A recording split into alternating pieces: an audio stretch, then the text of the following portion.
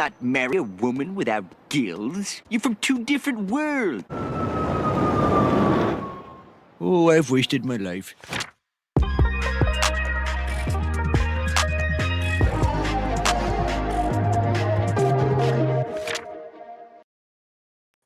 Man, I wish I could have saved the whole thing, but YouTube only allows you 10 seconds, so I had to cut it out, and that was as much as I could get into it. But what's going on, everybody? I was going to say Happy New Year because I had a bottle in my hand. Happy Tuesday, or as I like to call it, New Comic Book Day Eve. And I do want to promise you guys, that's the first beer I've opened, so I'm not drunk or anything. But welcome. Special guest on today, Mr. Ryan from Automatic Comics. Switched up the topics today. We just had a little malfunction on Newbie's end, so we are not going to do the So What Now failed flip-flop style show that we had. Instead, we're going to get right to next week's show, and we're doing it right now. So keys to still invest in with our good friend, like I said, Ryan. But before we bring Ryan in, we got to bring our own people in from the Newbieverse. So first up, FaceTime, Mr. Previously On, Mr. Monday at 7 p.m. Eastern. What is going on? What's going on, bro? Comic Book Eve. What if? Yeah. I always forget that the what if thing is still going on. Oh yeah. I'm glad you mentioned that. I almost forgot. I gotta get up at 3 a.m. I got time before work to actually watch it, so I'll be able to watch it like early. But yeah, I always forget about it, man. I don't know. I don't know why. You know, it's like, and I'm really enjoying the show so far. I gotta be honest. Like, I want to be honest. I don't think I talked about it, but the last week's episode I thought was the best one. Even though my guy dies, I think it was the best one. So right. Just saying. But we gotta bring in the other guys so we can get back to that.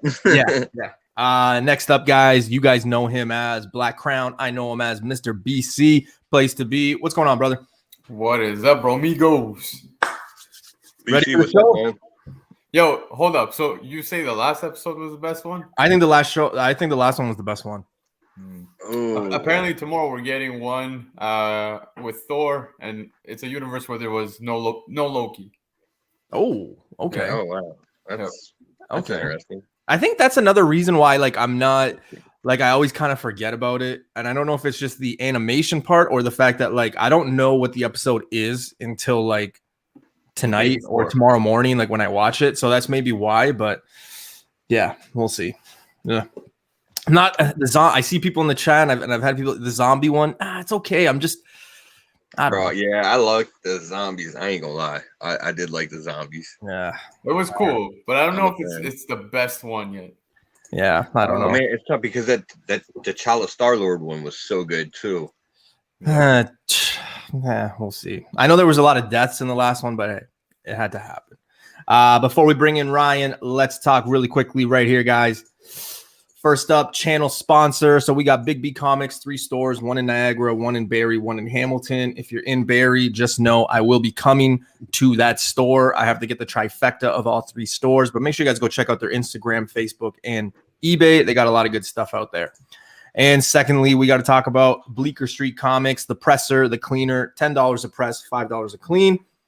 Website's right there, bleekerstreetcomics.com. If you're in the South Ontario region, he's also got a booth on Sundays at the flea market off Lincoln. Make sure you guys go tune in, check him out, check out the website. Boom. All right, let's bring in the special guest of the night, Mr. Ryan from Automatic Comics. If you guys don't know who Ryan is, make sure you guys go sub him. Make sure you guys go follow his Instagram.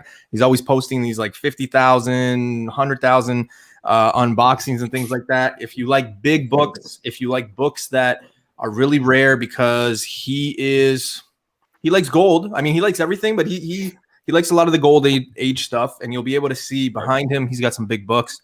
So let's bring him in. Let's welcome in Mr. Ryan. What's up, man? Hey, yeah. Thanks for having me. I haven't done a big unboxing for a little bit, but I gotta. For those of you who don't know Ryan, first. Yeah, for those of you that don't know Ryan, I was just joking about the 100,000 unboxing. Not, we'll see where he goes. I'll try to get one of those one of these times. I'm not gonna lie though, when you said he likes gold, I immediately thought of Gold Member. Oh, I actually used him for one of my thumbnails for a video for Golden Age books. But amazing. Well, hey, we got a good show. Thank you for coming on.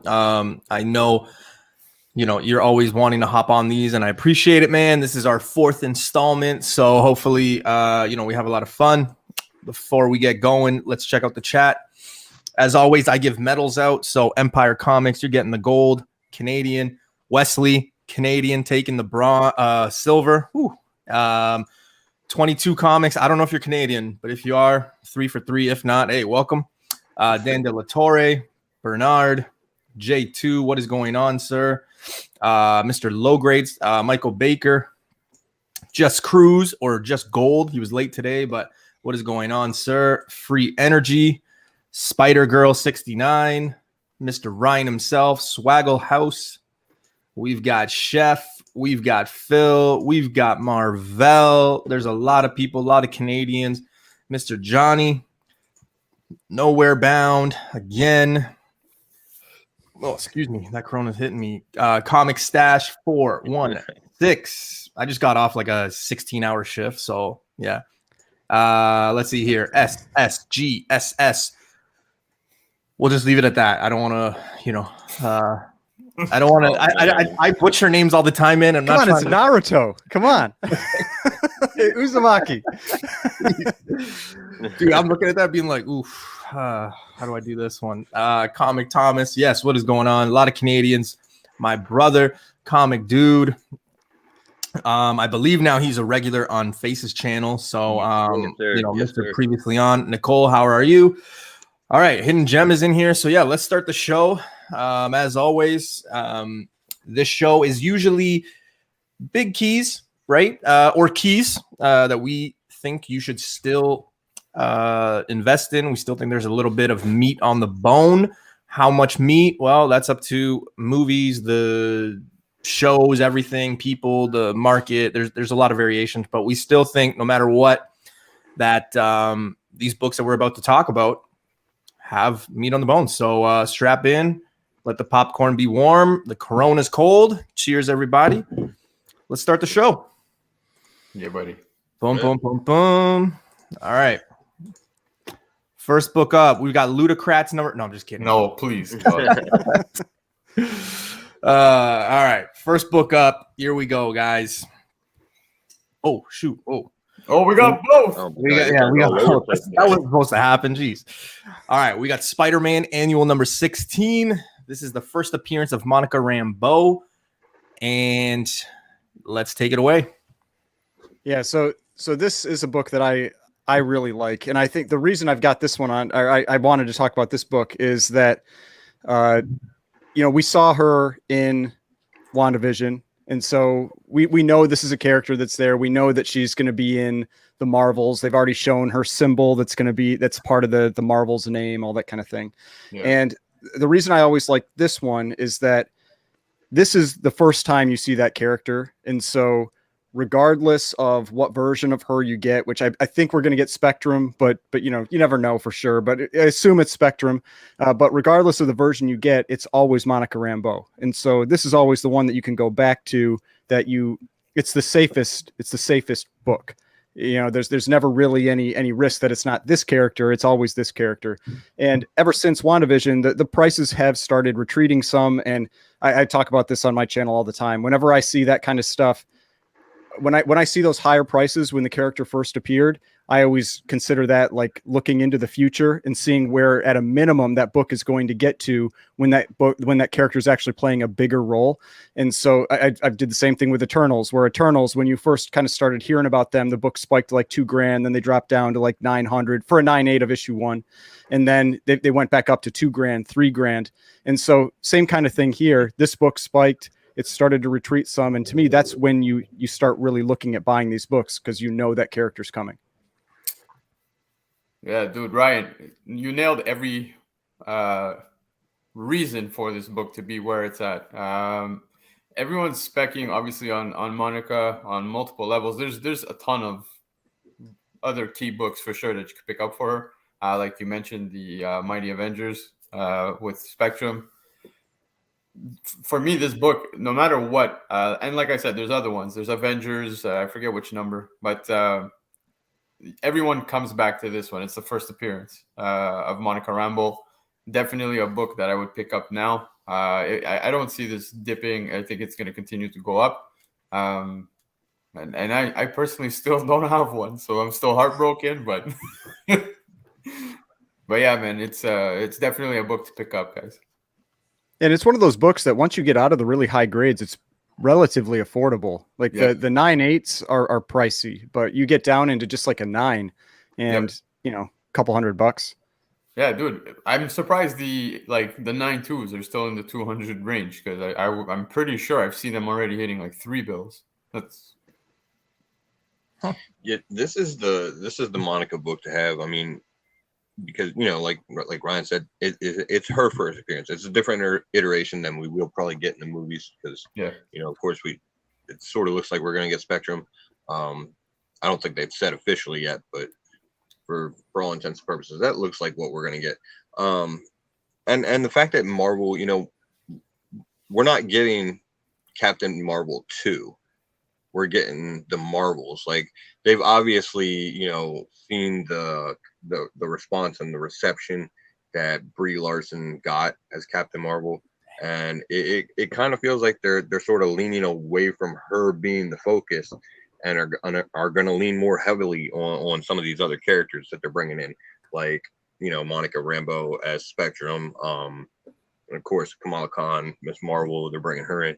And who knows, maybe there might be some other appearances too. So just kind of seems like they're starting to get a little bit more away from Captain Marvel as the focus, which gives more attention to some of these other lesser known characters, and that's definitely good for this book.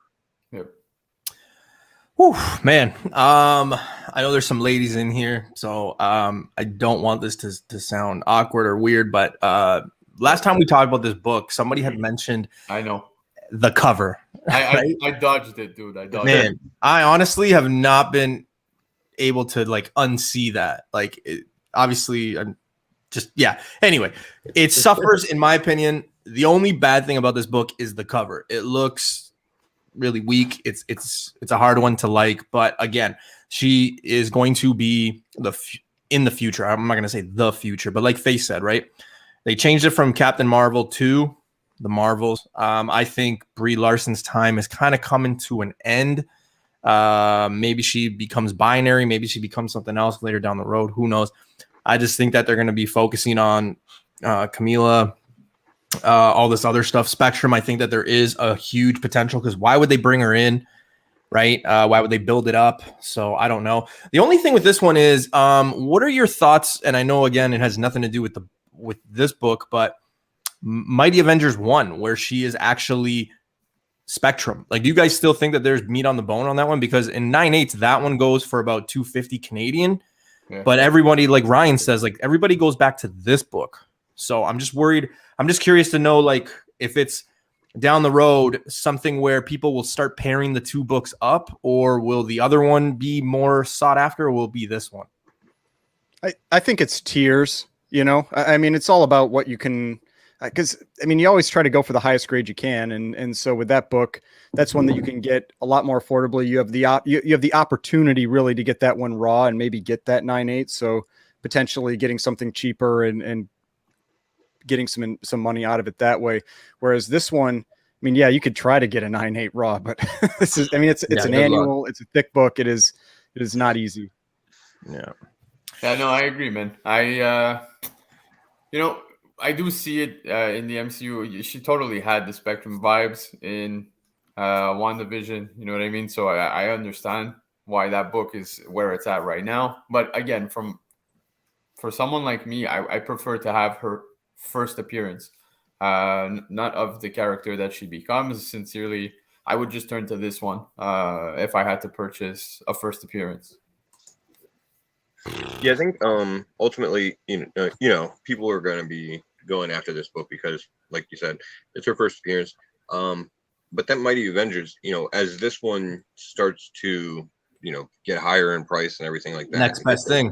That Mighty Avengers, right? Yeah. It's going to be the next best thing, and like Swaggle House said, that'll actually kind of help to keep this one from spiking as high as fast. Yeah. Because that Mighty Avengers is more affordable, so people will be able to go after it. I've got one at CGC right now, and I'm hoping it comes back 9.8 because I found it for $1, man. So I'm hopeful.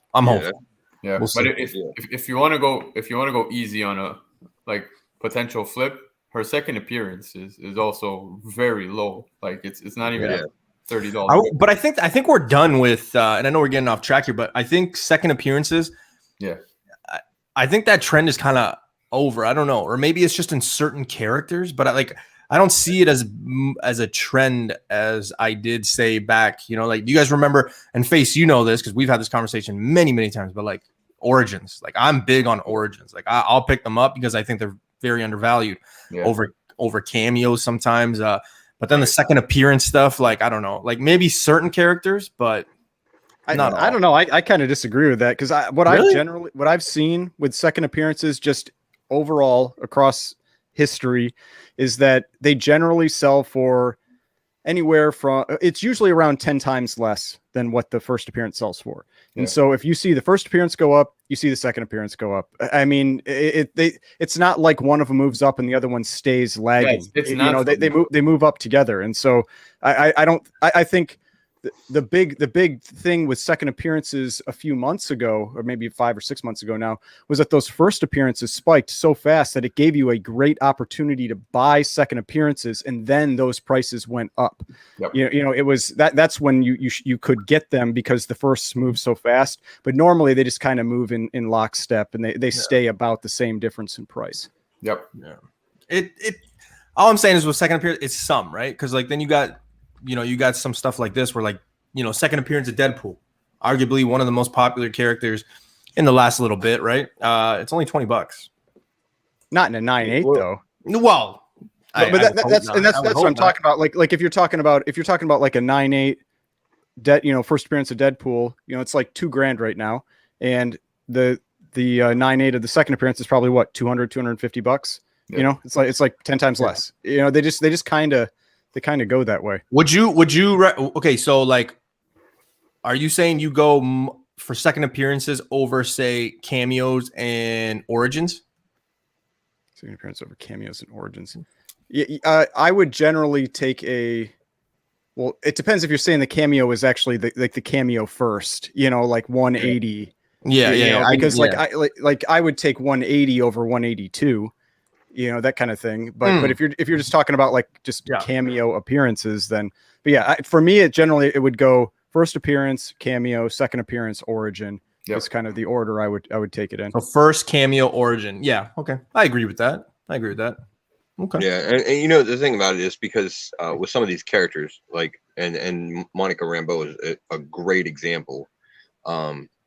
They get other kind of these weird offshoot books into the mix too, like her first appearance as Spectrum, or like with Moon Knight, his first solo series, Wolverine's first solo series, those books playing into it too.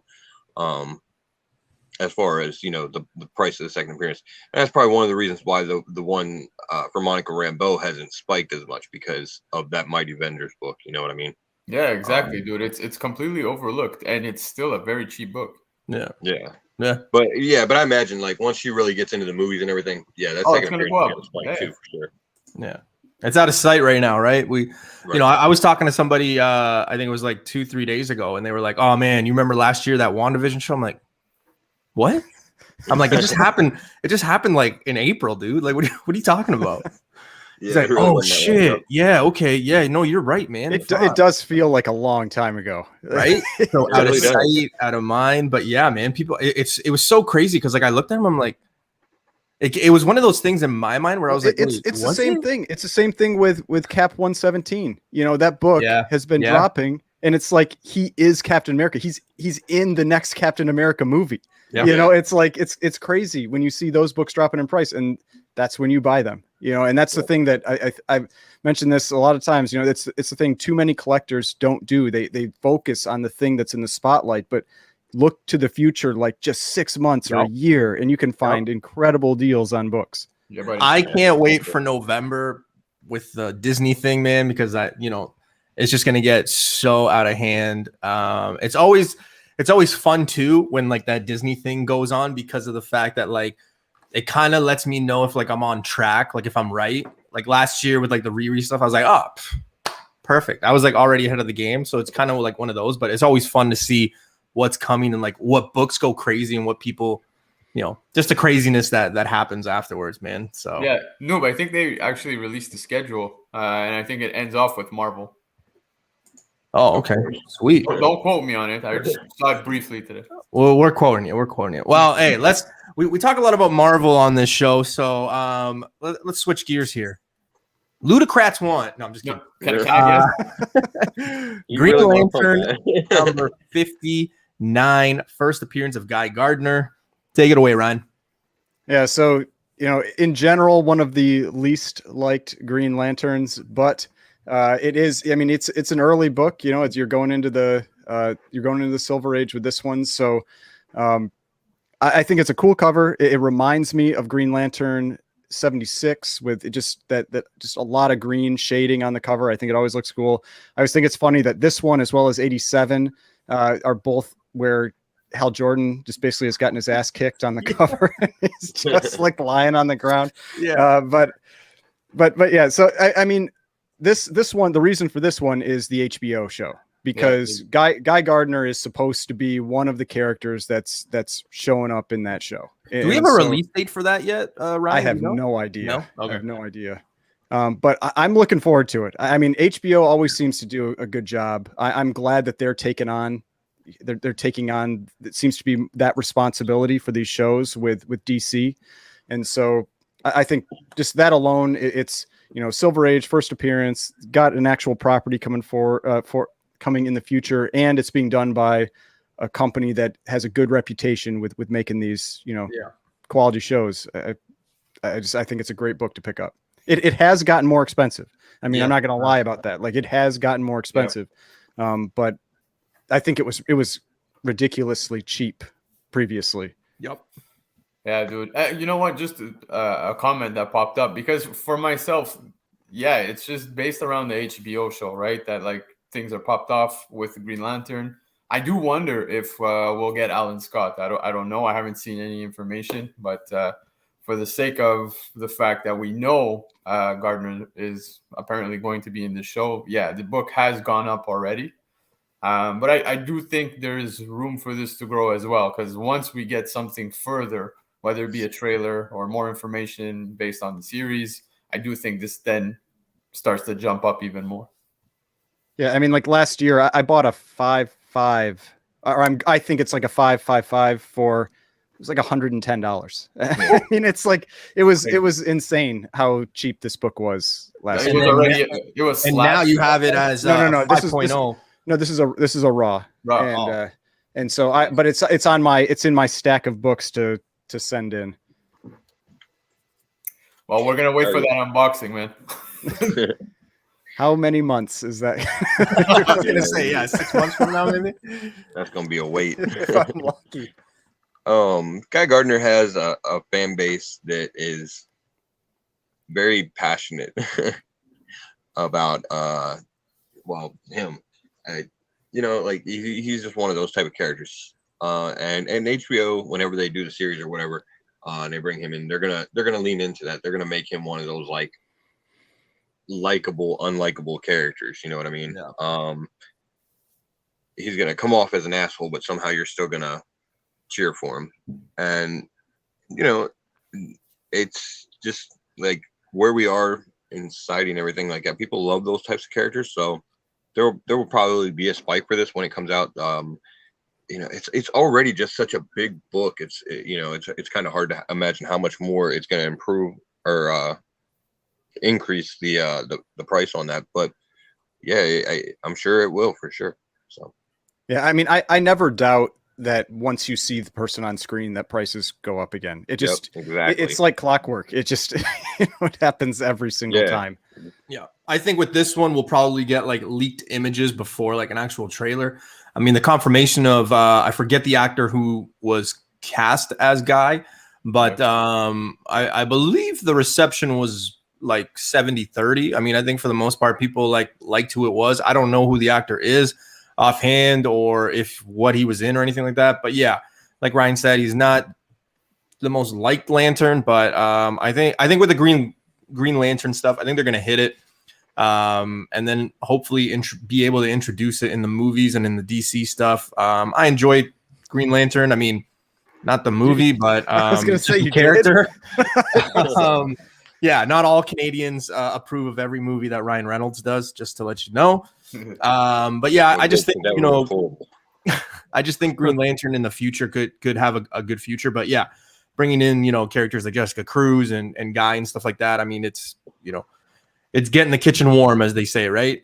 Relatively, I mean, you guys see the prices. I mean, an 8.0 just sold for almost 1,300 Canadian. Then you get down 3 weeks earlier and it was at 1,000 basically. So it is climbing. The closer we get to the shows, obviously, you guys know how it is. Like Ryan said, it's clockwork. You know, once the show gets closer, leaked images, things like that, the prices will go up. So I mean, if Guy is your guy, make sure that you you know, pick this one up sooner rather than later. Yeah, it's I don't have any Green Lantern books in my collection. I did enjoy that the Green Lanterns in Justice League they were just on screen to get their asses handed to them, like every single time. They were like ripped in half or cut in half. It was they never really put up too much of a fight. By the way, I'm interested to see. I just checked who the actor is. It's someone named Finn Wittrock. I've never heard of him. It seems he's done a couple movies as of. Oh, okay. He was in American Horror Story. Yeah, that's the one. Yeah, right there. Yeah, that's what it is. He's all right. He was all right in that. Yeah, and I saw Marvel was saying that it's already confirmed that Alan Scott's going to be in the HBO series. I had no idea. I had no idea either. Yeah.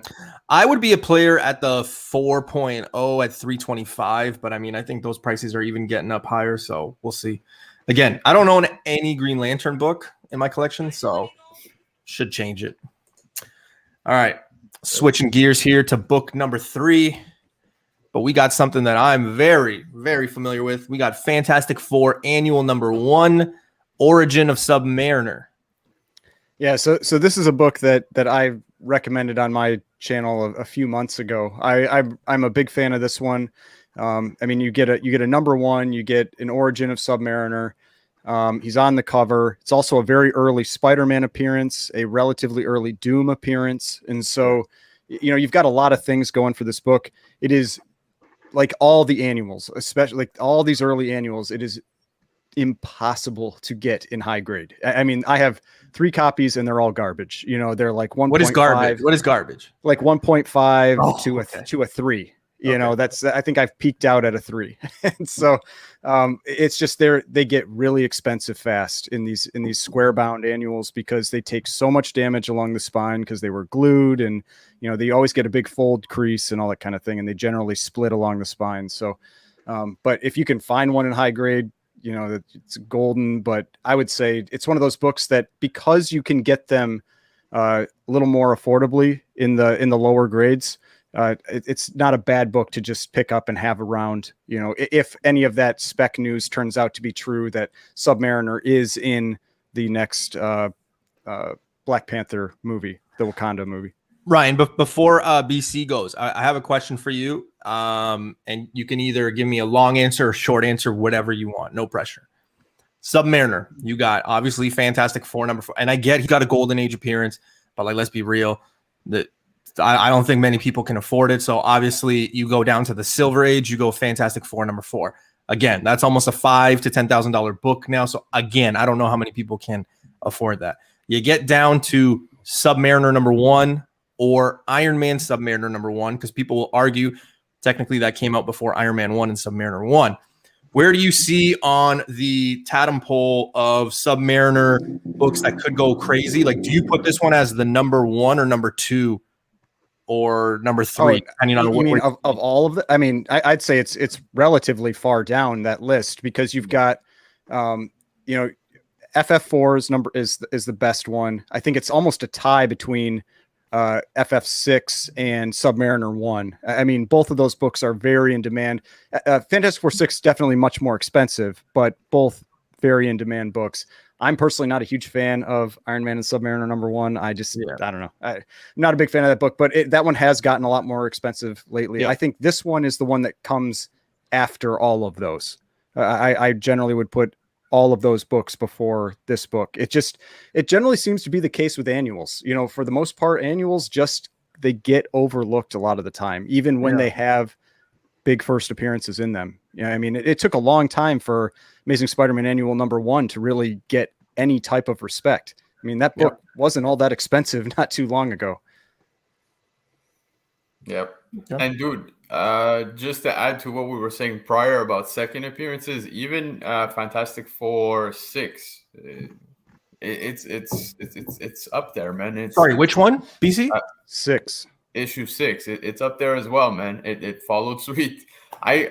Yeah, but I mean, appearance of Doom too, right? So that one's got a expensive. Yeah, no, for sure, right? Yeah, it's a multi key. I mean, it's a great book, but yeah, that has multiple reasons why that book is expensive. Yeah, but for this particular book, I mean, it's already tough for me to go and pick one out, but it's definitely a book, dude. We know Namor's coming into the MCU. It's confirmed. They've already teased Atlantis, like I've said in Avengers. It was Endgame, right? It was the earthquake. The earthquake stuff is what they're saying. Yeah. So we also did the video about the Eternals, like, you know. Yeah. So we do a lot of stuff. I'm having brain farts, but it's all good. But so it's a book that definitely I would pick up. It's the origin, right? So it's one I wish to have in my personal PC, but it's I try to think of which one. Obviously, Fantastic Four #4 is the one I would go for right away. But kind of like what we were saying earlier, you know, the origin. #4. Oh, okay, sorry. Yeah, Fantastic Four #4. I thought you said the annual, and then I'm like, no. The cool like Human Torch cover. Okay, no, I'm talking about the one that you ruined for me with your face on it, carrying. No, that was Jake. That was Omega Red. That was Jake. That was Omega Red. That had nothing to do with that. That was I was sent me that picture. I was laughing at that one. That was so good. No, you should use that. You know, you should have that on here, right, dude? If I ever get to be like one of those cool YouTubers where they do like a like an exclusive variant about me, like I would probably tell them to do something like that, just like a homage to that. I think that'd be kind of cool. Yeah, but. Anyways, like we were saying earlier, for the origins and everyone was placing the orders, I think this is one to definitely pick up. Origin book. It's something I would grab if affordable. You know what I mean? Those 3 5s at $4.21. I'd go pick one up. Once we hit the 7 O's, I think we're out of my range. So can I tell you something right now? I have a chance to get a 4.5 for 500 Canadian. Oh, heartbeat. I would. But again, it's tough because this gets into that, like, for flip purposes, right? Like I'm not the biggest fan of it, right? Because of all the other books, but yeah, it's definitely a book I'd love. Don't get me wrong, I love Fantastic Four, and I think the annual, like 1 to 10, even 1 to 15, is so undervalued in this run. Like it's just crazy to me how it doesn't get any love. Outside of like number 6, number 2, and number 1, I guess. But yeah. I mean, honestly, like for me, this is when I buy this book, this is a more or less a flip book for me. But yeah, I have a really low grade, like a 0.5 or 1 of FF #4.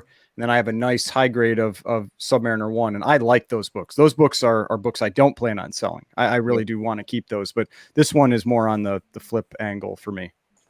Okay. Yeah, that's the thing about Namor, though. He's kind of one of those characters where, like Guy Gardner that we were just talking about. He has a fan base that's very passionate about him. But if you're not really in that fan base, yeah, it's probably more just like a flip book for you. But I mean, it's about 5th best in line as far as the books that you want to go after for Namor Keys, like you guys have mentioned. So the beauty about this book is that it's still kind of affordable, you know. Yeah. So yeah, this is probably the one that you're going to see take the biggest spikes whenever he does show up, just because it's the one that most people are going to be able to actually go after. Yeah, but it stands right now. So Yeah, there's definitely room to grow on it for sure. Definitely. I was kind of interested to see what you guys were going to say about, where this book kind of leads, because we always talk on this show and this newbie verse of, the next best thing, right? When it reaches a certain price point, okay, what's the next book? And it was kind of interesting, not surprising. And I always use Wolverine as a good measuring stick, right? You went 181, then 180, then Wolverine 1, then Wolverine 1 for the other one. And we got down to Marvel Presents 72, and now, just random covers and things like that. So I just was kind of interested to see where this one kind of fit in everybody's totem pole and stuff like that. But yeah, definitely, again, a number one, an origin. You can't go wrong with it, especially if you can find it at a good price.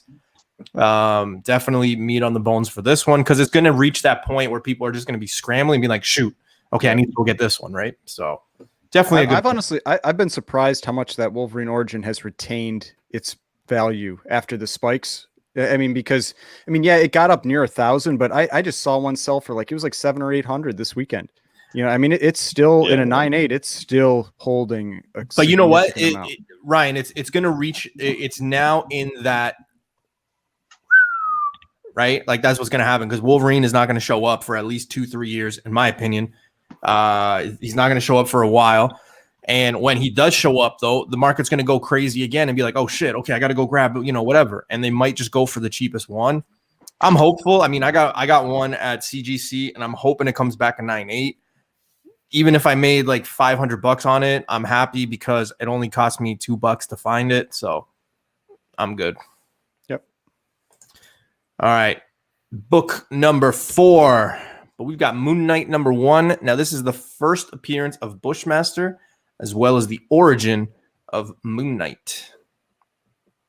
Yeah, so this is definitely in this exact same vein as what we were just talking about. It's what's the next best thing, because Werewolf by Night 32 has just, it's crazy. It's crazy. And Werewolf by Night 33, like I said, it's following that 10% about trend. That's about what you see. It's about 10% of the value. And with 32 going up, where 9092 is selling for $8,000, $9,000, you can now you've got 90s and 92s of 33 selling for $800 to $1,000. It's so that one is gotten really expensive. So then where do you go after that? And you've got Marvel Spotlight 28 is the next one. That to me, that's the next big book for that character. And then this one. So for me, this is number 4 for Moon Knight. And it's one of those books where raw, you can still maybe find them at an okay price. Graded, they are getting very expensive. They're definitely getting up there on the graded side. It's also one of those that, keep your eye out for this is when you get into that direct edition versus newsstand, and keep an eye out for that, because the newsstands definitely sell for more in the high grades. Yeah, no, dude, I agree with you, especially on the Marvel Spotlight 28, because it was one I was actually recently seeking out, and I did notice that one's also starting to pick up ever since the series announcement. This is definitely, like Ryan said, I would say 4th on the list of one of the books I would get. They're still out there raw in pretty good condition, good pricing too. If I'm not mistaken, I think one of our friends of the channel, Pacino, he actually picked up a raw here locally for about $50, $60 Canadian, decent condition. So it's a book that I would turn to on a low budget, and I do think it would spike. It's a cool cover too. I like the colors. I like Moon Knight right on there. It's a cool cover. And dude, isn't Bushmaster supposed to be in the series?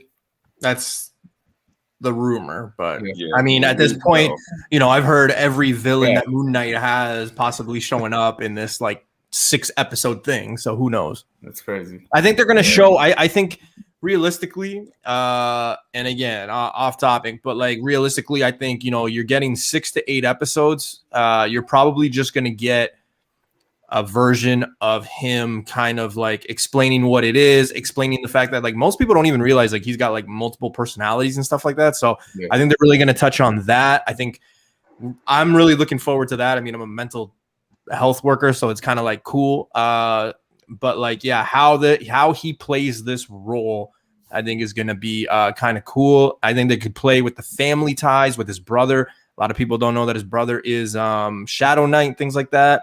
He's his, so things like that. I don't know. I think that's the route they're going with. But like, I've heard every YouTube channel or anybody into comics be like, no, this villain, and then this villain's going to show up, and then this. I'm like, how are like, and first of all, he's only got like 4 villains, right? Like, let's be real. Moon Knight keys. I mean, there's some. They're not much, but like people are like, yeah, man, all these 4 characters. I'm like, no, it's WandaVision and Falcon and the Winter Soldier all over again. It's like everybody. Oh, everybody's in this. It's crazy that there's so much speculation on all the different villains. I think there was one that was actually confirmed or something like that to be in the series or something like that. I can't remember who it was or whatever, but I think there was one that's confirmed.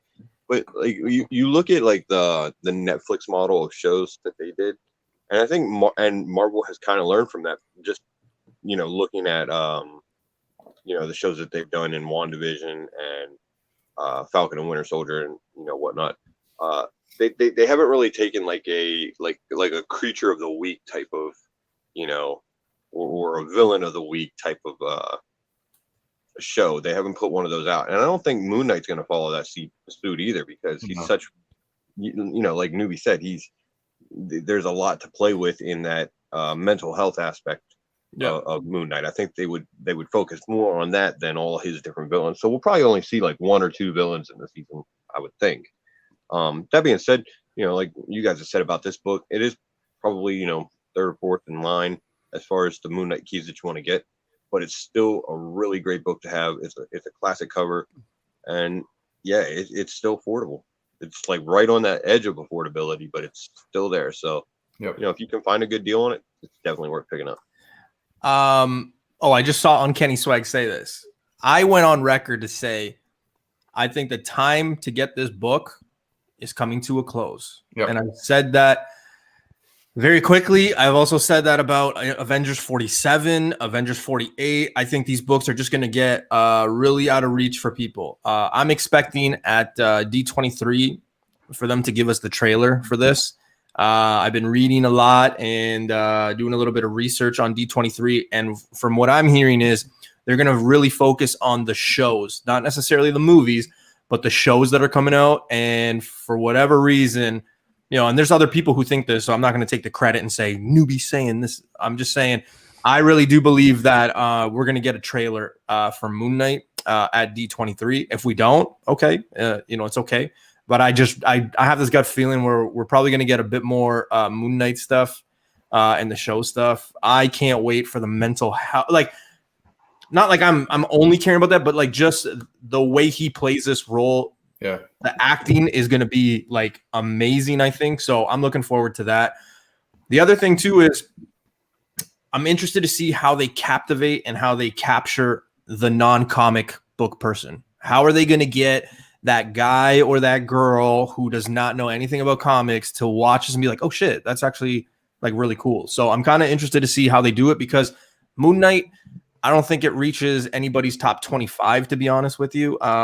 If somebody in here is like a hardcore Moon Knight fan, I don't want to offend you, but like usually the non-comic people like Moon Knight, they're probably like, who the hell is that? Right. So when they go to click on it and like watch it, I hope that they're intrigued. That's why I've honestly been so surprised by the price move in Werewolf by Night 32, because I feel like this is a comic book fans character. Yeah, this isn't a wide-reaching character, and so I think it's been a pretty big shock that this book has moved, or that his keys have moved how they've moved.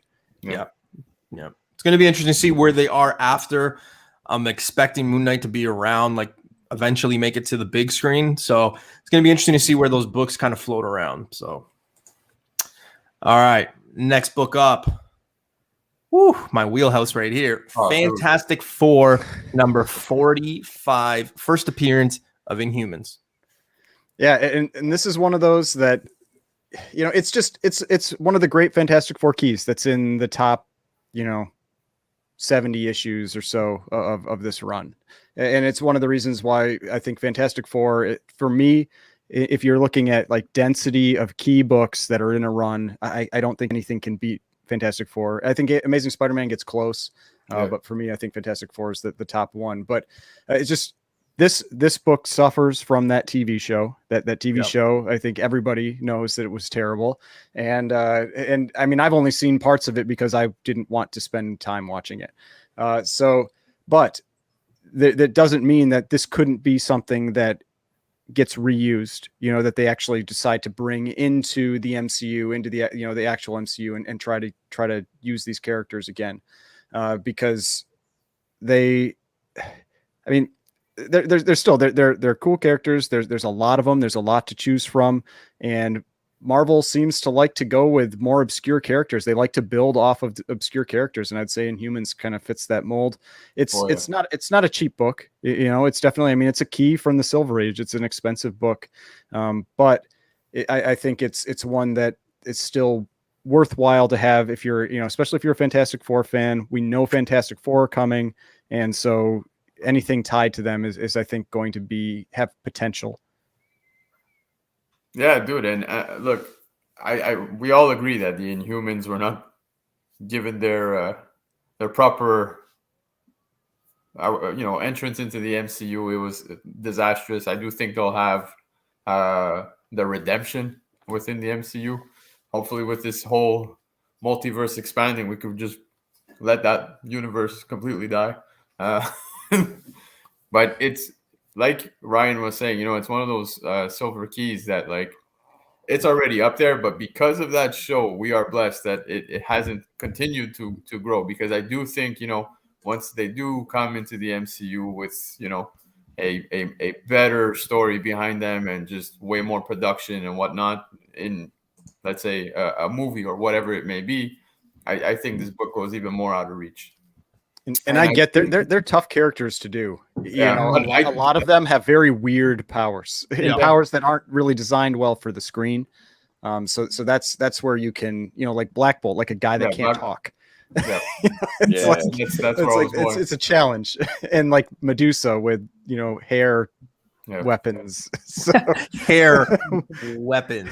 Yeah, it's like octopus hair. That's how I'm gonna advertise it to like any girl. I'll be like, no, we can go watch this movie. This chick has hair weapons. Yeah, you gotta imagine that they're gonna bring them in some form or fashion, just given their connection to Kamala. Whenever she comes. It's hard to do the Inhumans without touching on the royal family. So, you got to think they would even get a mention too, which is of course Black Bolt, Medusa, Lockjaw, Crystal, all those, I think they're just going to ignore the existence of that prior shit. Hopefully. Yes. That's like that's just the best thing to do is just pretend it never happened.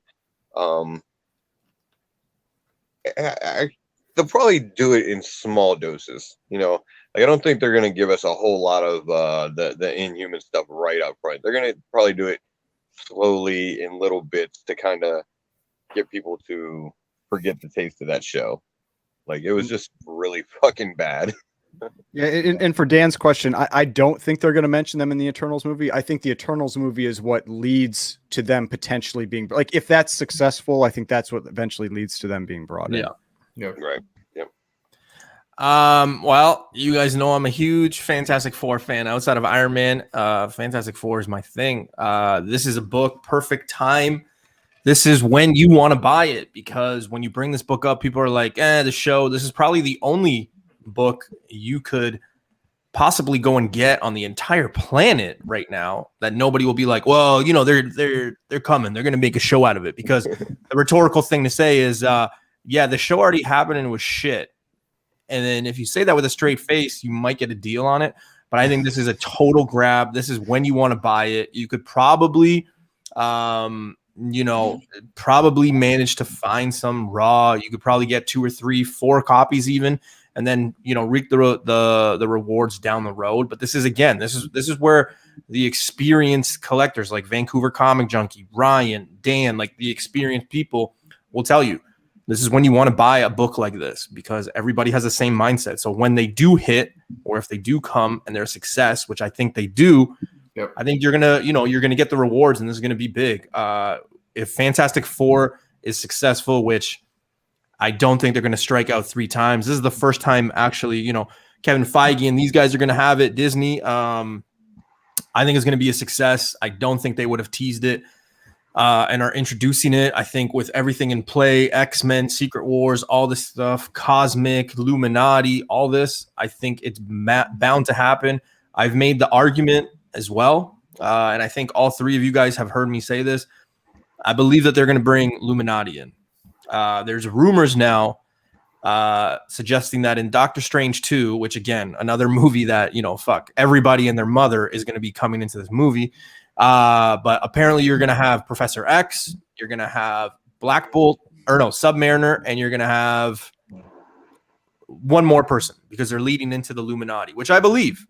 But when you look at the Illuminati team, you have to look at who's in there. Iron Man's in there. He's not around anymore. Spider-Woman, I don't really think that they're going to introduce her yet. Who else? Charles Xavier, Reed Richards, Black Bolt. So I feel like if you kind of read between the tea leaves, they could. Again, perfect time to buy this book. I know a lot of people are seeing this 8.0 for 2,200, but I mean, go find yourself a 5.5, a 6.0, try to get a deal. Yep. I mean, it's a Silver Age book. They get expensive very quickly as you get to those higher grades. I mean, it's not a linear trend. Yeah. But I mean that's the there's something else I'd wanted to mention with this book. Yeah, I can't remember. If it comes to me, I'll mention it. But yeah, I just think that this is an undervalued book, and when it hits, I mean, look at the prices now. When everybody has the same mindset, like, "Hey, man, the show was shit." Oh, Yep. Just wait if they hit or they're announced, right, or hinted at or whatever. It's just So keep that in mind. I mean that's what it was. I mean, and this is like on my channel, what I usually mention when I'm talking about quote specking on books. I don't generally buy books that I'm hoping are gonna jump from $1 or $20 to $100 or $200 or $1,000. I like to buy established keys, and so that's generally what I do. And because for me the risk is low. It's okay, maybe they don't hit, maybe they don't come. It's still Fantastic Four 45. Yeah, it's still the first appearance of the Inhumans. It's not like the importance of that book goes away just because it's not in a movie. So that's the big thing with a lot, and that's the same with a lot of the books that we mentioned in this series that we're doing, is that they're all important key issues. So you can see spikes if something happens, if they do use them, but you're very safe buying books like this. The risk is much lower. And I'm a huge believer too, and not just Inhumans, but I think Black Bolt. I think and we talked about it, I think the last show, but number 46 is the first full appearance of Black Bolt, because it gets confusing because he does show up here, but as a team. And then 46 is like him on the cover, but again, he's technically on this cover because he's back there with that rock and stuff, right? So there's a lot of things, but 45, 46 can't go wrong with them. I think Black Bolt has a huge future as well, possibly. So we'll see. BC, you had something to say before I went? Or? Oh yeah, no, I was just gonna say, I not even because of spec or anything related to the Inhumans, but I was personally searching for a copy just to own in my PC, and the prices, like I said, they're very appealing in those lower grades, like the 5.0s, the 4.0s. I shared some with Newbie not too long ago, and it's a silver key that I would be very happy to have in my PC. And hey, if they hit and it explodes and the price is right, then maybe I'll flip. And you can get some nice looking copies with the right types of flaws, because that spine hides spine ticks really well. And so you can get books that maybe aren't as expensive but have a lot of damage along that spine, and it still looks really nice. The one I came across, unfortunately, there was a huge split down the middle, and literally it made Reed Richards look like completely cross-eyed, dude. I was like, I can't do it. I just can't do it. It was a good price too, but I get you. All right, next book up, guys. Well, this is one of Ryan's favorites right now, but we got Amazing Spider-Man number 31, first appearance of Gwen Stacy, and Harry Osborn. Yeah, so I mean, you got a multi-key. You got two big first appearances in this book, and it is. I think this book is still pretty cheap. You know, for what it is. It's gotten a little more expensive, but not that much more, especially with how popular Spider-Gwen is. Yep. You know, this is like the first appearance of her. It's the same thing as like Monica Rambeau. You know, it's like it's going back to the original character. And so I think this is, I mean, it's also just early. It's so early Silver Age Spider-Man. I mean, you can never really go wrong with early Silver Age Spider-Man. Yep. Spider-Man is the most collected character out there. I mean, he 3.6 million. 3.6 million. destroys. Yeah, he. I mean, he is. I talked about this with my brother. You know, he is the king of comics. And yeah, after that big $3.6 million sale, I mean, I don't know when someone's going to take that book down. Like when somebody's going to actually top that. But regardless, I mean, she's a very popular character. Harry Osborn, I wouldn't say is a popular character, but he is a key character in the Spider-Man universe. And it's their first appearance. I mean, I don't know. I don't really know what else to say about it. I mean, it's just, I think it's not really like, I see some big sale numbers on there. But I haven't seen numbers quite hit like that. Like the 6.5s hitting the, I know those are Canadian. Those are always tough for me.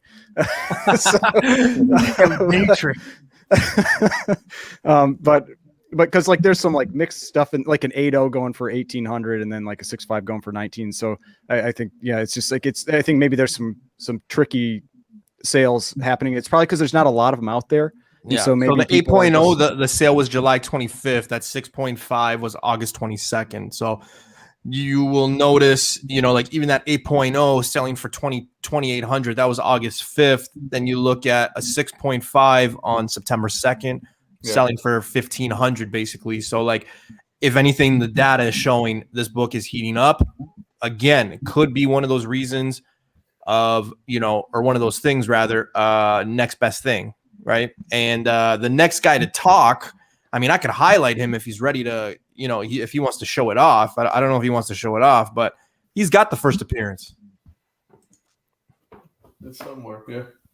Boom. We just lost the slap. 9.8 right there. But nice. Yo, it blows my mind how this book is we'll say a $2,000 book Canadian, and that is also a $2,000 book Canadian in an 8.0. Right? So we both say 2,500. Personally, if it was up to me, and it's crazy because I see people going bananas for this book, The Edge of Spider-Verse, issue number 2 in a 9.8. And if I had the money in front of me, I'd be leaning towards this one, just because it's early Spider-Man.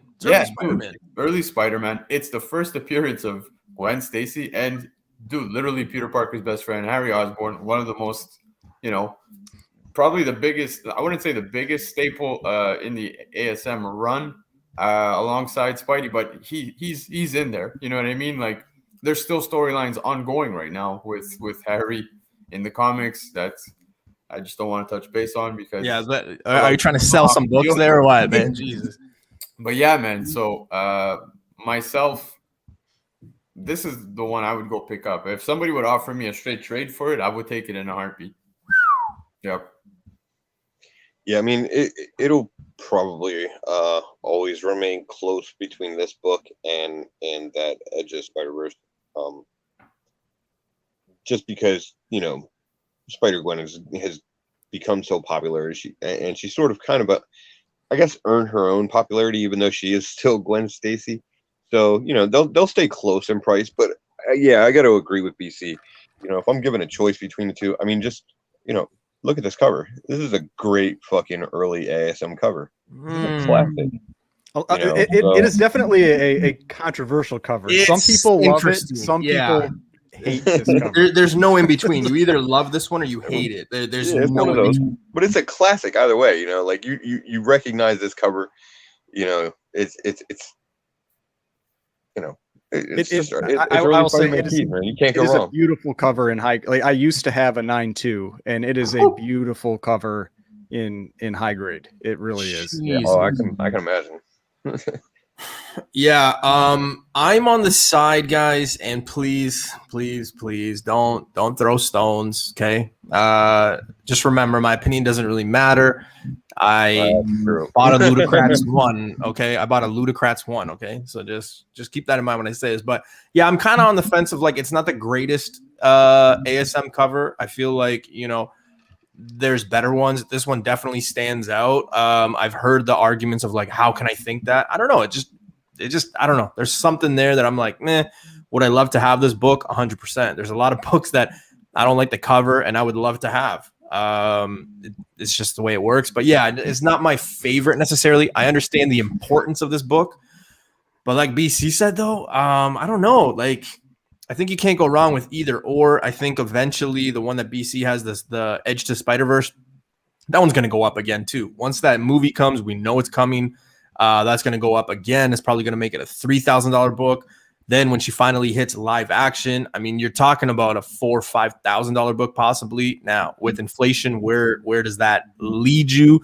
I mean, BC bought it off the shelf, if I'm not mistaken, right? So for him at this point, this is just fucking butter. This is what we all want. So I don't know if I had Edge of Spider-Verse that I would trade it straight up for this, but I can see why he would.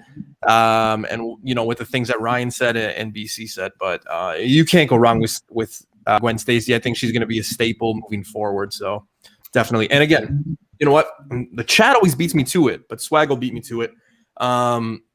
It's about the kids. Like, excuse me, Mel V and I chatted, and you know, a few months ago about Miles before he made the purchase to buy Miles, and he said, you know, I asked my nephews, man, it was noob. I asked my nephews who's Spider-Man. They said Miles. Then you talk to, you know, like, well, I don't, but like, you know, you talk to younger kids, and even the females will be like, oh, Spider, you know, they know who Spider-Gwen is and things like that. So that, I think, moving forward moves the needle.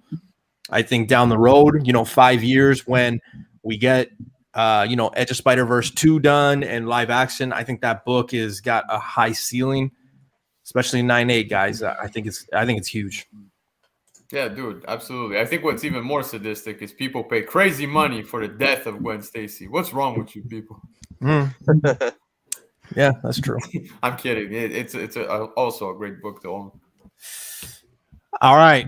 Well, we talked about one Hal Jordan getting his ass kicked book. Now we're going to talk about the second one. We got Green Lantern number 87. Damn, what do you got against Hal Jordan, bro? Yeah, I didn't remember that this one was on here too. But yeah, like this cover's even better. I mean, he looks like he just got his ass handed to him. I mean, even worse than 59. But this, I really like this book. I have man, just keep jumping forward. Sorry. No, I'm a big fan of this book. It's a great first appearance cover. You know, Jon Stewart right on the cover, and it is a beautiful cover. Like it's when the whites look, when you have like a nice white cover copy, it looks really, really sharp. And it is another one of those books that is tough to get in high grade, because I believe this one's thicker. This one is not a 32-page or 36-page book. I don't know exactly how many pages this is, but I don't believe this is a 36-page book. I think it's thicker. I'd have to check though, but it is tough to get in high 48. grade. Okay. 48 pages. Oh yeah, there it is up in the corner. Yeah. So yeah, tough to get in high grade. Those thicker books just always tends to be the case. And you can see that with those prices there, like how it accelerates as you get up into higher and higher grades. But yeah, I mean, same reasons as for first appearance of Guy Gardner. I mean, it's all about that HBO show right now, and that's what's been causing all these Green Lantern books to just go straight up. Yeah, dude. If I'm not mistaken, there's also another book where Jon Stewart takes over after Hal quits at some point as well. So maybe that could happen within the HBO series. I have no idea. There's so much up in the air. I don't think they're going to bring Hal in, actually. No, you don't think so at all? I think they'll leave him out. Like, I think they make references to him, but I think they'll leave him out to like. At this point, he's not supposed to be in this show, from what I've heard. Yeah. Okay. Well, whatever they end up doing. so be it. But for this particular book, yeah, dude, same reasons that Ryan just said. Like, I personally haven't even come across this book in person. I've never even seen it in shops. So I would, if I come across a low grade, let's say the 6.5 at 860, like, yeah, Best offer though. yeah, I'd be a player, dude. It's a nice book. It's gorgeous, way better than the ASM one we just looked at. No offense. Am I a huge Green Lantern fan? No, I'm not. So I wouldn't fork over the money. But if the price is right, yes, 100%. It's a first appearance. So Yeah, John Stewart is he's one of those lanterns where his popularity, especially from the Justice League cartoon and Justice League Unlimited, like it's definitely been exploding in recent years, more so than it ever has. And he's they put him kind of into the forefront in a lot of the Green Lantern series, and it's well deserved. He's an awesome character. That being said, man, this Green Lantern Green Arrow run was fucking rough on these guys. Like turning Speedy into a junkie, destroying the power battery. It just wasn't good. And newbies being rough on how poor Hal today. Like it's bad. Ryan had 50 say in the books we talk about. So no, but but that being said, John Stewart's a great character and he's got a lot of upside. It almost feels like they kind of ruined the perfect casting for him. I just feel like Idris Elba would have been fucking great in that role. But I'm sure they can find someone that'll play him, equally as well.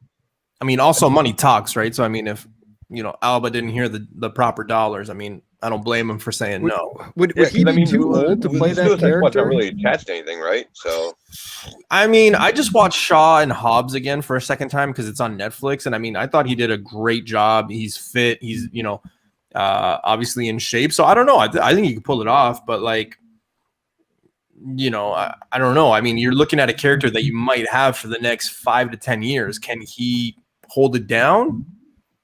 Maybe he gets old because like a lot of people forget. I mean, Alba's like pretty old, right? Like he's already in his 50s, I think. He's got to be in his 50s. Yeah, I still think he could do it though. Yeah, he's been around for a while. Good. But I think they're going to use somebody else just because they made him Bloodshot, and it's The Rock for John Stewart. Yeah, what are they going to do? Album? Oh, jeez, yeah. You know what? He probably could have done it and done it well too. To be honest, like. Yeah. This book, like Ryan said, is very hard to find in high grade. It's a thicker book. Obviously, white, not the most friendliest when it comes to high grade books. But nevertheless, a popular book, like Faye said, with the popularity, in the animated shows and stuff like that. This book has the potential to get to another level as well with the success of this show moving forward. If they, kind of get something close to the animated series on a big screen as well. Again, I've seen this book maybe 5 years ago, more common in the sense like I would see one at a shop. Like every third shop I went to had one, not common like, 10 copies at every shop. I've never seen them. Yeah, I've seen them. But lately, I would say in the last like 2 years, this thing's like a ghost. So yeah, even at a 6.5 though, let's say 860 best offer, usually take about 20% off.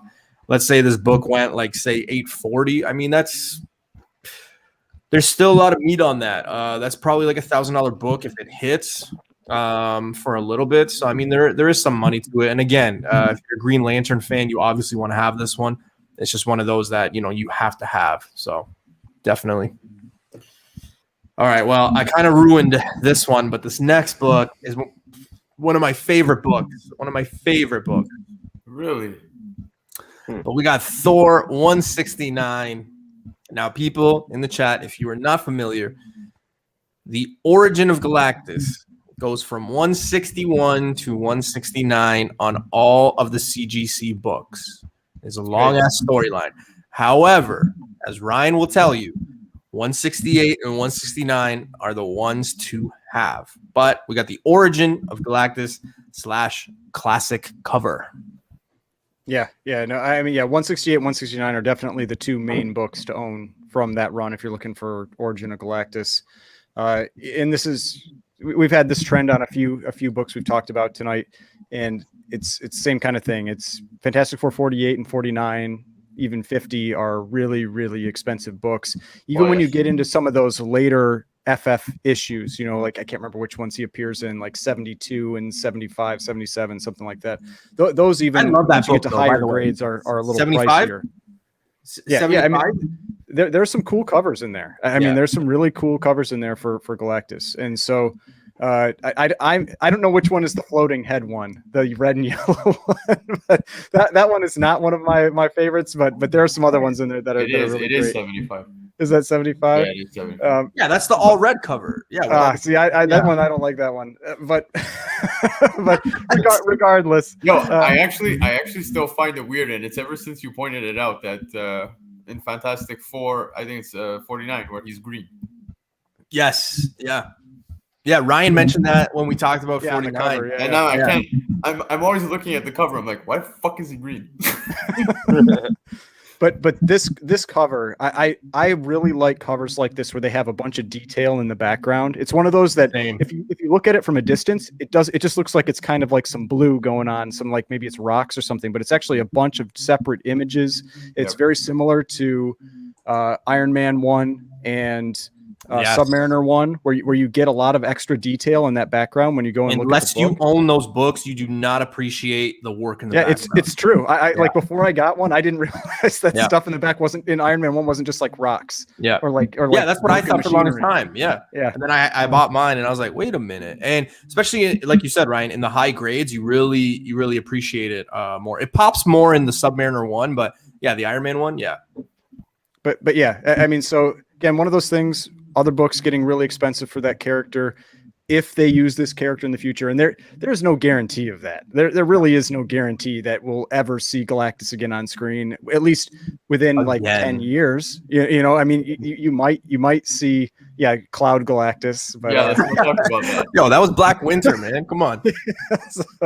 But if we do, I mean, these are books that are definitely going to go up. But again, they are key issues, they're important issues, so they're never bad books to own regardless.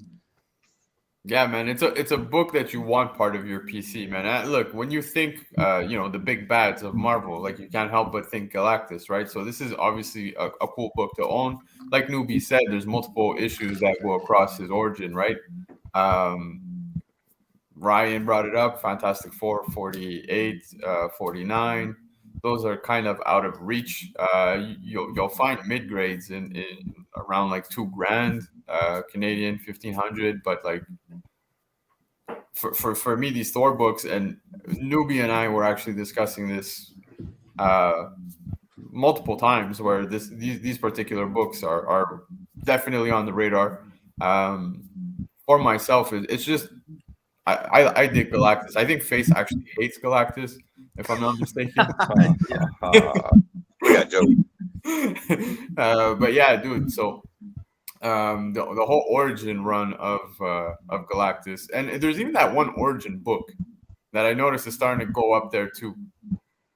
Which the one where it's like Galactus Origins, where it's like him and so it's like it's like from the 80s or something. Yeah, I know what you're talking about. Yeah, that one started climbing recently too. I keep going back to check it every now and then, and I just see it starting to get up there.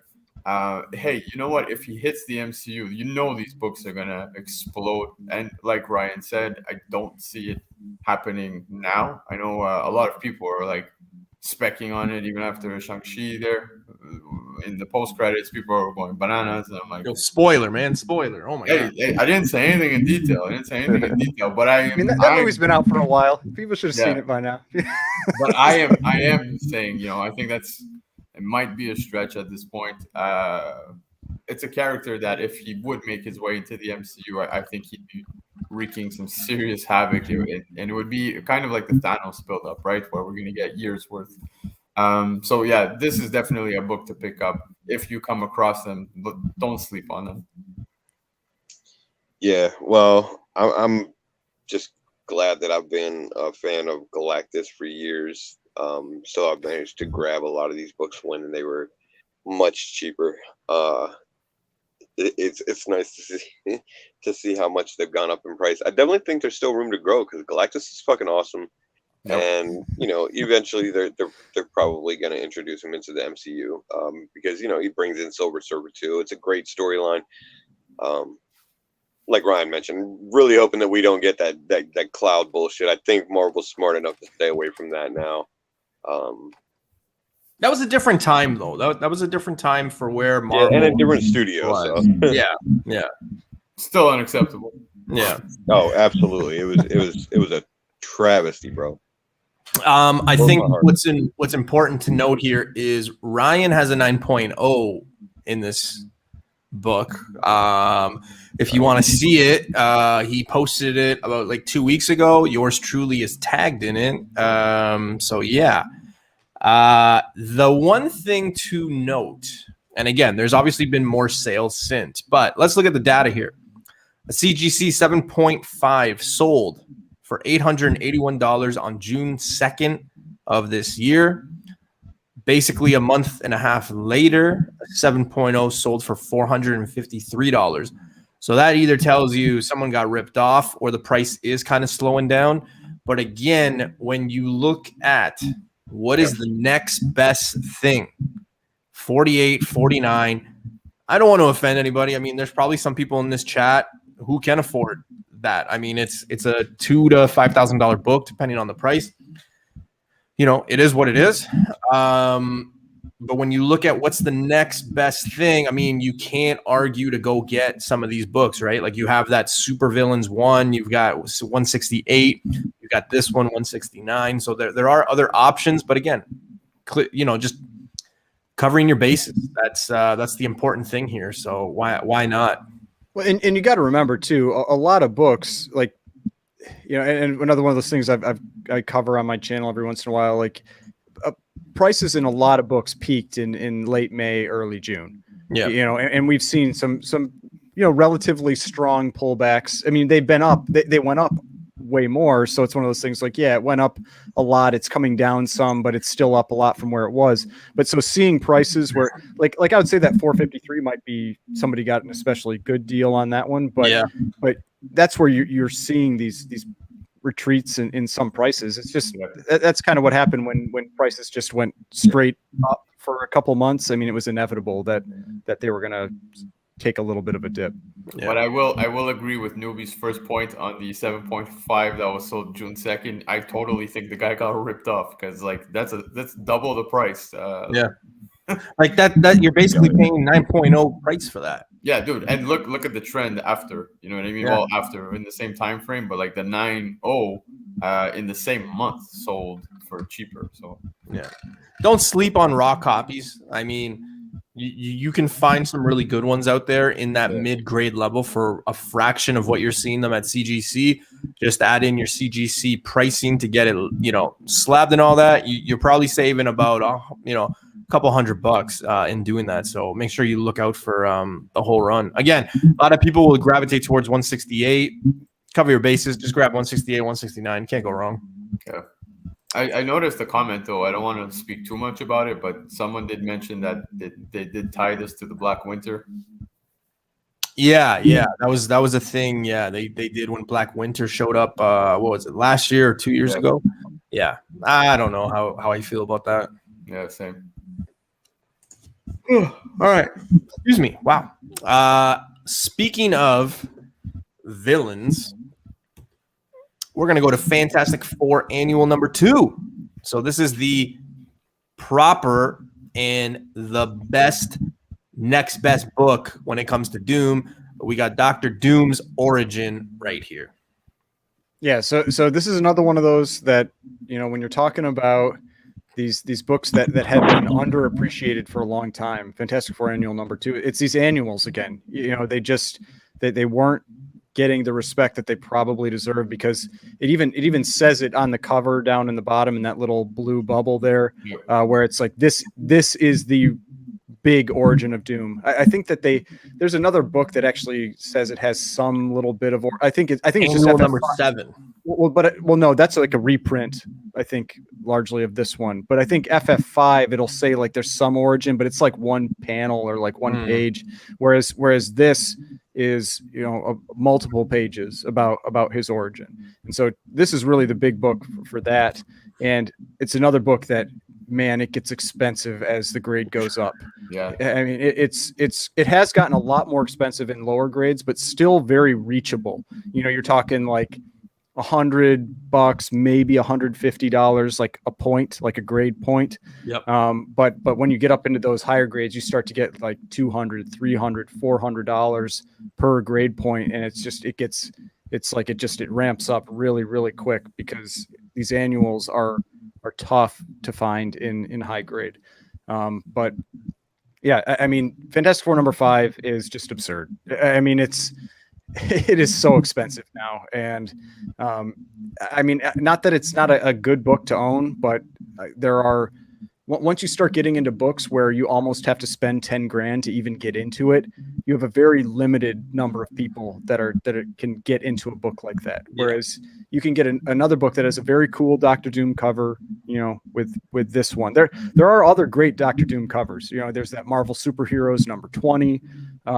There's, I'm trying to think that there's another one that I tend to really like. Fantastic Four 57. There's a bunch in Fantastic Four. Yeah, there are definitely a bunch in Fantastic Four that are really good. But this is another one of them. You know, I think it's just with Doctor Doom, he's such a popular character. You can, you know, if you're a fan or you just want to kind of get involved in picking up books for that character, you can't really go wrong with Silver Age Doctor Doom covers. I mean, they're generally going to hold a lot of value regardless. And if he does show up, which I think is going to be inevitable because you have to, you have to, gotta have him, you know, that's where these books will become very, very difficult to get. And it's a beautiful Kirby cover, dude. Like, I don't know, man. I say it often, but Kirby's covers tend to be some of my favorites. I don't want to touch too much on what Ryan said and repeat the same stuff, but for all those reasons, 100%, man, this is a book that I would definitely be grabbing if I had the opportunity. But, you know, just touch base on other stuff. I feel like Doctor Doom is one of those villains that, you know, the fan base just absolutely loves. It's kind of like the Thanos effect. You know what I mean? Like when everyone knew Thanos was coming into the MCU, they were all pumped. And I hate to say it, but like when he won in Infinity War, man, I had a smile from ear to ear. You know what I mean? It was badass. It was cool. With the confirmation of Fantastic Four coming into the MCU, you can't bring in Fantastic Four without bringing in Doctor Doom. And I did see a comment earlier, and I do agree. I do think, man, they really got to be careful with who they cast for Doctor Doom. And I always Keanu Reeves. Yeah. He's playing Doctor everything. Doom with a dog, bro. But yeah, man. So I'm very curious as to what the casting would be, and I don't know, man. It's just even when I think back to those shitty movies that we got years ago, the guy who always stood out on screen to me was still Doctor Doom, even in that terrible state, dude. I'm just saying, yes. But yeah, man. So I agree 100% with Ryan. It's inevitable. You know, this book's going to get even more out of reach. The higher grade we go, the more expensive it gets.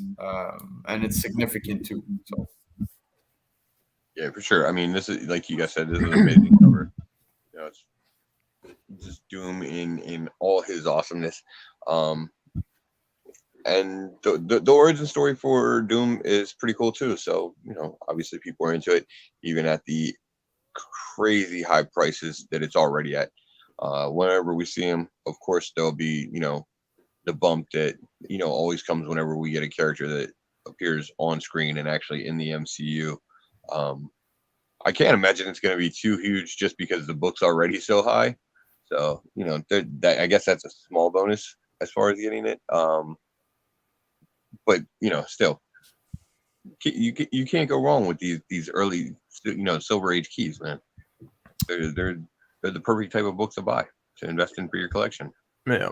I think this might be a very unpopular opinion here, but I think this book is very cheap for being the second or the next best book to get outside of Fantastic Four #5. Like Ryan said, Fantastic Four #5, go do the numbers. That thing is like ridiculous.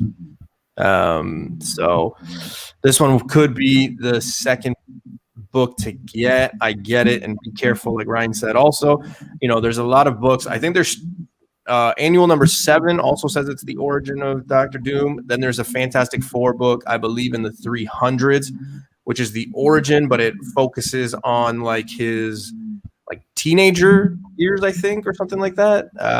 So be careful with that one, because I've seen people try to like sell me it as like Doctor Doom's origin, and I'm like, no. But you have to familiarize yourself. Like, I'm a Fantastic Four guy, so I know the difference. So just be careful, right? A lot of people sometimes get confused when they see something like, oh, this is the origin. Like, this is the origin. #2. This one came out first. This one is the book. So just be careful. I think right now, even at all these numbers, you are still meat on the bone, because when he comes, I mean, this book is going to be the second one to pop. And I get the other ones are great covers, but like this one has that whole origin of Doctor Doom tagged on it. So this one will be the second best book. So And I will say with this one, if you're buying this book raw, make sure you count the pages in it, because I did a video on this one actually maybe it was a few months ago. I bought a raw copy and it was missing like 18 pages. I mean, it was ridiculous. And so it's a thick book, so you may not notice right away when you pick it up, but make sure you count those pages. Yeah, I was actually just going to say that. So thank you. All right. Last book of the show, ladies and gentlemen. X-Men 10, first appearance of Kazar. All right. So for me with this one, the reason I like this book is that I did a video a few months ago, maybe 4 months ago now, where I looked at like X-Men keys, like early Silver Age X-Men keys, and which ones looked to be the most undervalued to me. And I mean, it was like every other X-Men book seemed to be moving up, like making significant jumps, and this one wasn't. And this one, it isn't just important because it's the first appearance of Kazar. It's also the first appearance of the Savage Lands.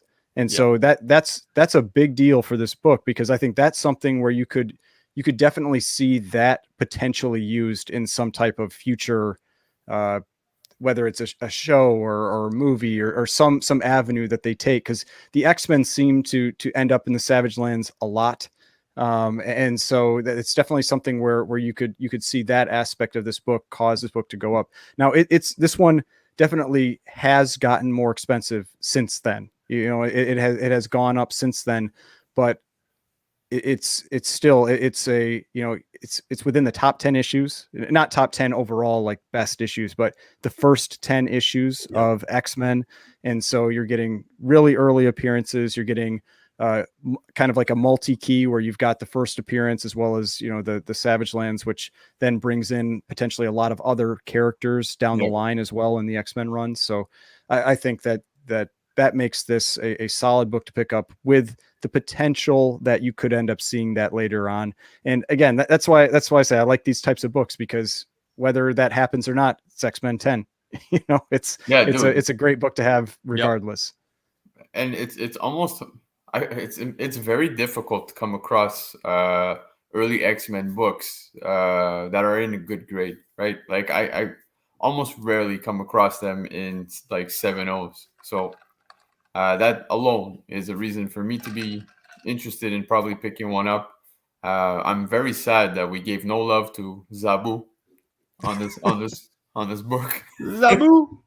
That's his first appearance too, right? Yeah, it is. Yeah. But he's right on the cover, Yeah. It's funny because I was actually speaking with one of my cousins a couple of weeks ago. He was telling me that they're apparently already speaking of doing some Savage Land stuff in Marvel, in the MCU. We kind of already got hinted at it though. Talk to me. Talk to me. In Shang-Chi. Very true. Very true. I just wanted you shout outs to Omega Red because he was the one that pointed that out. Yeah. I just wanted you to spoil something for somebody myself else. earlier. Somebody in the chat will be like, dude, I was waiting until tomorrow to see it. Like, sorry, guys. Been out for 2 weeks, so. Yeah, but, just, again, not to repeat what Ryan was saying, but just also for the fact that it's an early X-Men book. And like I said, they're very difficult to come across in these higher grades. 7.0s, I haven't seen any of the earlier X-Men grades in such impeccable conditions at these prices, so I'd pick one up, even though I don't know, man. Do we see Kazar ever dropping in?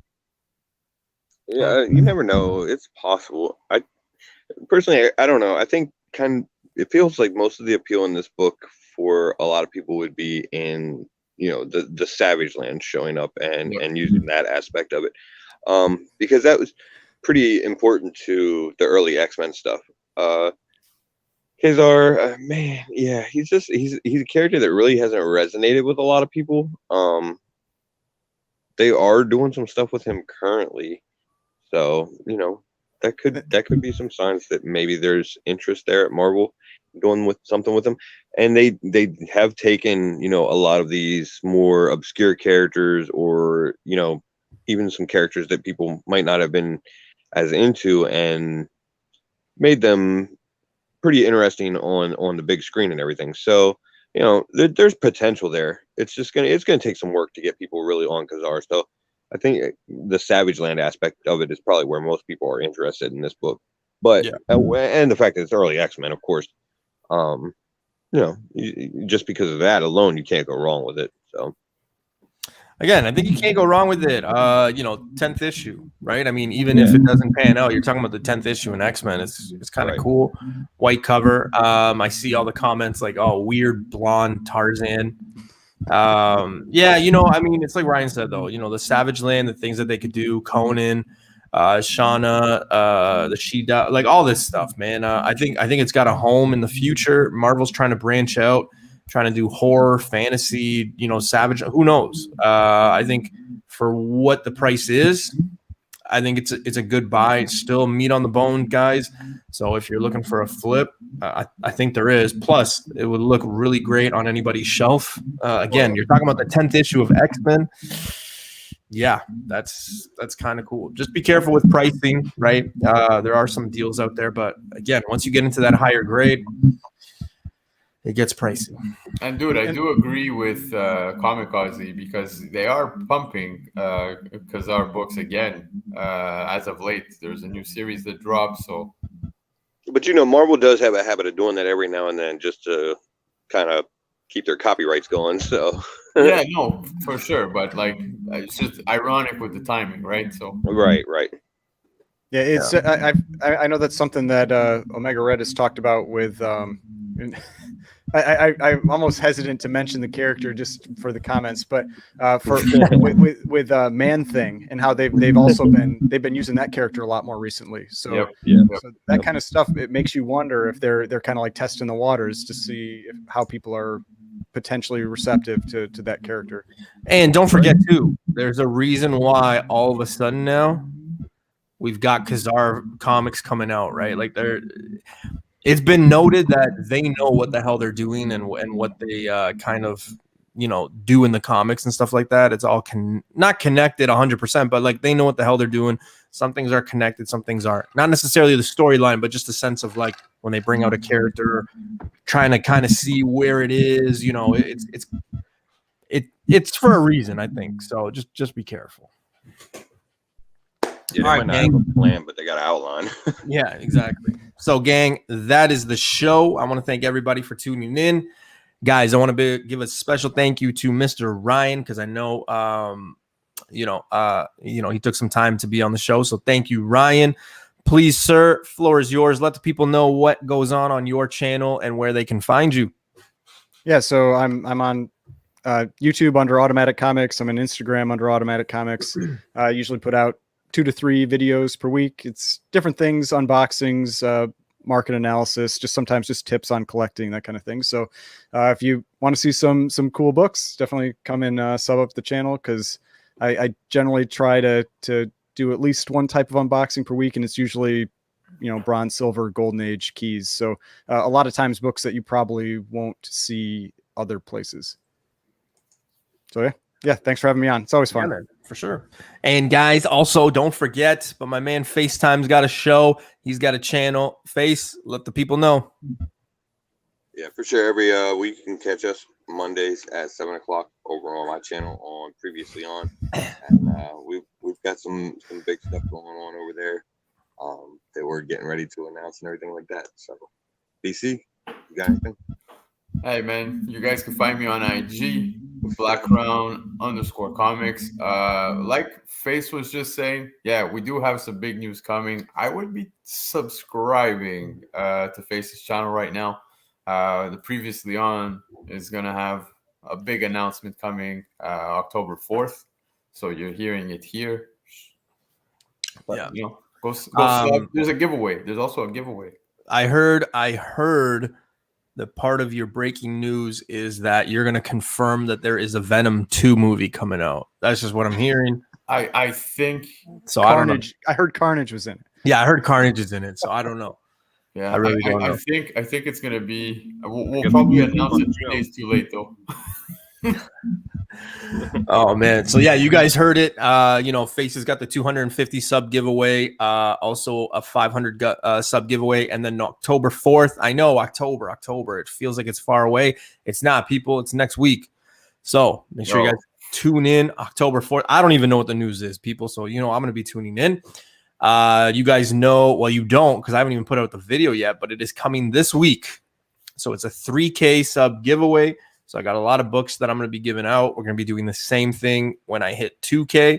And yeah, that's pretty much it, guys. We will see you Sunday. I may have a video dropping on Thursday if I finish the editing. So be on the lookout for that. As always, I want to thank everybody for tuning in. Good show. Any last words? Nope. Peace. Get your pets bathed and neutered or whatever it is. Guys, keep searching for those books because they're out there. Peace, guys. Later.